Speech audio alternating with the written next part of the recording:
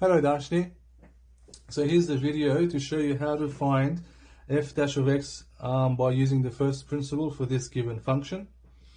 Now every time you are asked to find f dash of x using the first principle, you have to use this formula, which is f dash of x, the limit of h approaching 0 of f of x plus h minus f of x all over h.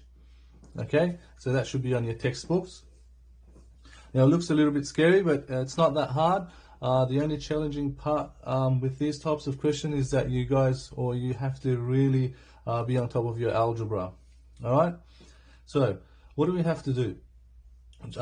We just have to find the values for each of these and just plug it into the formula. So we already know what f of x is because it's given to us.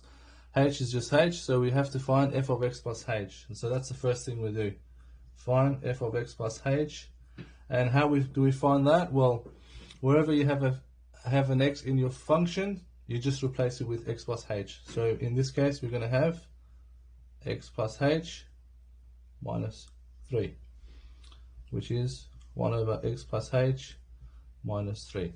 Now, notice I put x plus h in brackets. This is just a good tip. Anytime you're replacing your x with x plus h, just put it in a bracket. You'll just make life a lot easier and you're able to see what's going on. Alright?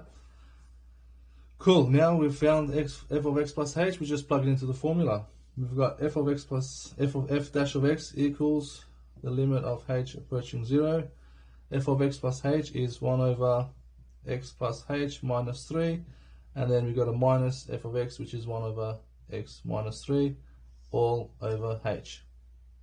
Alright, now this is like I said before, this is where your algebra comes into play, and you guys really need to know how to manipulate expressions. So how do we simplify this? Well, we need to make this into one fraction. So how do we do that? Alright, so we multiply. So let me just write over h first. We're going to need to multiply the denominators together. Yeah, I'm just going to write this in red brackets just so you see what I'm doing. So you've got this term multiplied by this term.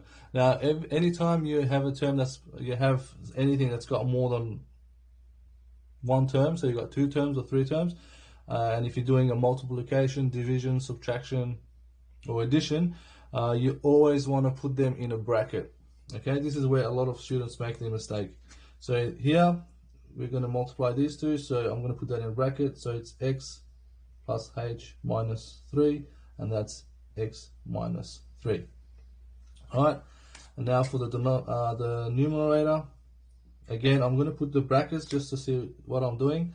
So we multiplied these two, now we cross multiply the top, so it's 1 times x minus 3, and then it's 1 times, and then you've got a minus there, sorry, and then you got 1 times this, so it's x plus h minus 3.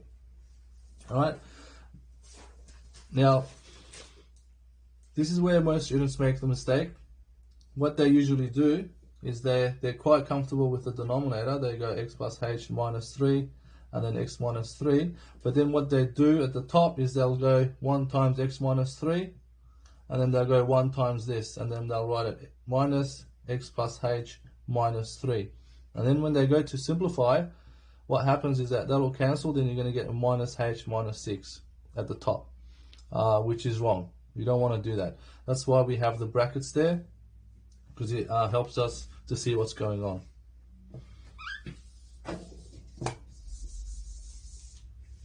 So we'll simplify this. So we've got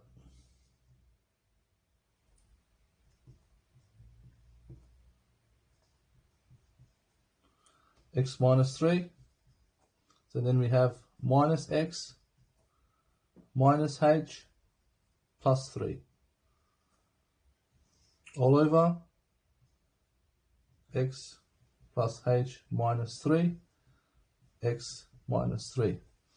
Now we're dividing by h, so what I'm just going to do is multiply by its reciprocal, so it's 1 over h, just to make it look a little bit neat. Alright, so we simplify further. We've got limit of h approaching 0, we've got the x's will cancel out, so that'll cancel out. Minus 3 plus 3, that'll cancel out. And then we're just left with minus h. We've got a minus h over x plus h minus 3, x minus 3, multiplied by 1 over h. Alright, now the h's will cancel, and then we're left with limit of h approaching 0, minus 1 over x plus h minus 3, x minus 3. Alright, now that we've simplified as much as we can, we let h equal 0. Alright, so just before I continue, just a side note, every time you've got these sort of questions, when you get to this stage, you should always be able to cancel h. Alright, and here we always say h cannot equal 0 when we're dividing by h, because you can never divide by 0. If you get to a stage where you can't cancel that h out, then you've done something wrong. So you need to go back and find where you've made a mistake in your algebra. But you should always be able to cancel that h from the bottom. If you're not, then you've done something wrong. So here, so coming back to this, so we'll let h equal 0. So then f dash of x equals minus 1 over.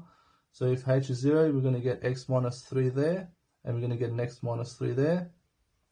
So then it's going to be minus 1 over x minus 3 squared.